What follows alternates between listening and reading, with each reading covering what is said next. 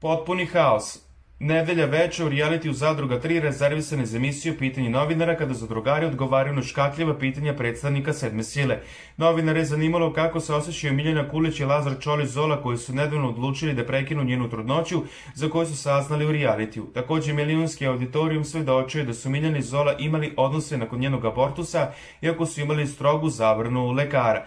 Bila sam jako loša, ali ono što me ne ubio jača me. Zajedno smo doneli odluku o abortusu, pomirili smo se sa tim. Ovde kada sam došla imala sam raznorazne komentare, naravno o tome je samo ojačalo. Što se tiče odnosa, smatram da si ti novinar, a ne ginekolog. Ako sam uradila nešto loše, snosit ću posledice, odgovorila je Miljana, potom ustala njena majka Marija Kulić, vidno iznervirana. Ovo je nepismeno govedo, šta oni znaju o medicini. Molim produkciju da ih odmah pošalju u ludnicu. Oni se svesno izlažu riziku. On ovo radi namerno da je uništi, a ona je glupača.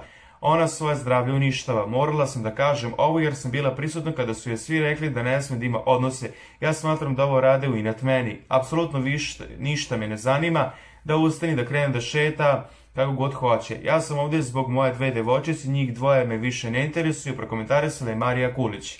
A potom napustila Belu kuću i izašla u dvorište da zapali cigaretu. Moram da kažem da se ono sinoć desilo u zanosu strasti, ima pravo da priča ko šta hoće, rekao je Zola koji nije mogao da nadglasa ostale takmičare koji su ga sabotirali negativnim komentarima.